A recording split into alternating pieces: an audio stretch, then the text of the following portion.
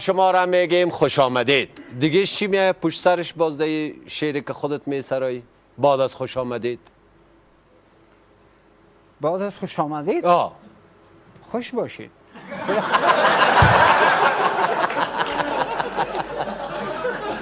ملنگ جان بیتا میخوانه. کی؟ خود شما. من واقعا ملنگ جان که زنگ آمد که بیاد از سرک عبدی وزیر اکبر خان. خب میان صندوق گل پیچان، قلاباس با وجدان، ستارای آسمان، نفرای تاجکستان، کستای پاکستان، رفتن حاجیاب عربستان، سفر کردن جوانان به ایران، خیگپا روان، هرکی که تواره با شاکاکا و جوان که یک آدم بکنم ایمان، یک گلاسه و بته یک لقمنان. اینا لگ اضافه گپ دیم برات قربان تو هم سنما زیاف ماندی ایران. تو فکر میکنی که ما عسکر هستیم تو قماندان. خیلی رقم فکر ما شما از پریشان میت خواندن میکنیم از نیم جان که نه کافر میفهم و نه مسلمان.